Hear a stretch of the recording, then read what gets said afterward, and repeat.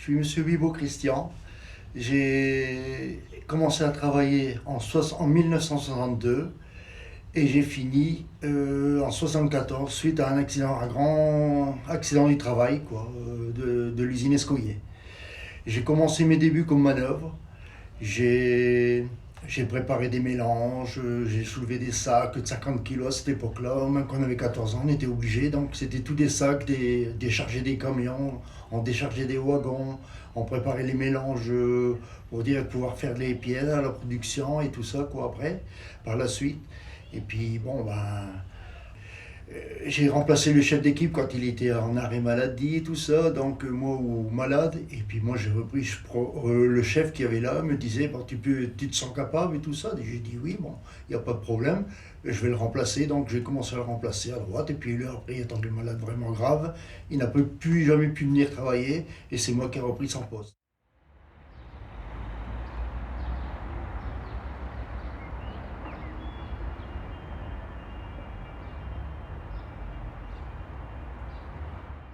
Il y avait deux fours à l'Escouillet. Il y avait le four Hoffmann et le four tunnel qu'on appelait. C'était deux fours différents. Donc, un qu'on mettait sur des wagons, il y avait une entrée. Il y avait une chaîne qui poussait les wagons dans le four, qui cuisait. Et l'autre, si vous voulez, on mettait tout par la main. C'était déchargé à la main. Et puis, on mettait ça, on pilait ça dans les fours. On clôturait les fours par des briques avec du ciment réfractaire. On fermait les fours une fois que c'était bien plein. On mettait des petites bougies, c'était des bougies en plâtre. Et on voyait que la bougie était fondue, c'est-à-dire que là, tout était cuit.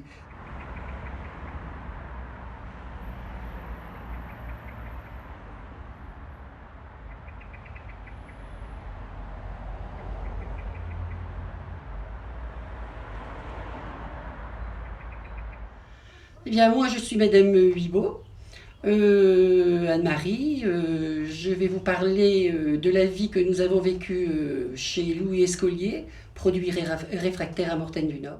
Bon, j'ai commencé à travailler en 66 jusqu'à 70. J'ai commencé sur des machines à briques réfractaires. Voilà comment que ça se passait. J'étais en face à une ouvrière qui tapait le produit. Donc moi, j'avais le produit réfractaire que mon mari me ramenait en Viviane, prenait la brique et je la transportais derrière moi sur des chariots. Bon, par jour, la quantité était énorme. Ça pouvait aller de 200 à 1200 par jour, ça dépend le poids et ça dépendait de la quantité. L'usine Escoyer comprenait 600 personnes qui travaillaient divisées à 4 endroits. Il y avait la menuiserie, il y avait l'atelier, il y avait le four et il y avait laboratoire. Et en plus, il y avait toute la partie où est-ce qu'il y avait les machines, les pilons, et puis où est-ce que se produisaient les mélanges. J'avais deux sœurs qui travaillaient, j'avais un frère qui travaillait, et puis j'ai connu mon mari là. Les familles, les couples se sont reproduits chez Louis Escolier. C'était très dur, c'était en hiver. Il fallait travailler avec des gants. Parce que quand on manœuvrait les produits de fer, on avait les doigts gelés. Et de temps en temps, on préparait un petit feu à côté de nous pour se réchauffer. Parce que, bon, on travaillait dans une température de 0 degré, si c'était pas moins. Mais bon, on s'est jamais plaint. Vers 13h30, j'ai entendu l'ambulance passer. Je me suis dit, ah, il est arrivé quelque chose à l'usine Louis Escoyer. On est venu un quart d'heure après chez moi me dire, écoutez, votre mari a eu un très grave accident du travail.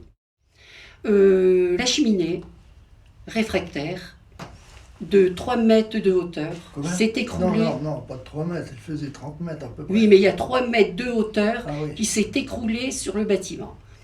Et à cet instant-là, mon mari était en dessous des décombres.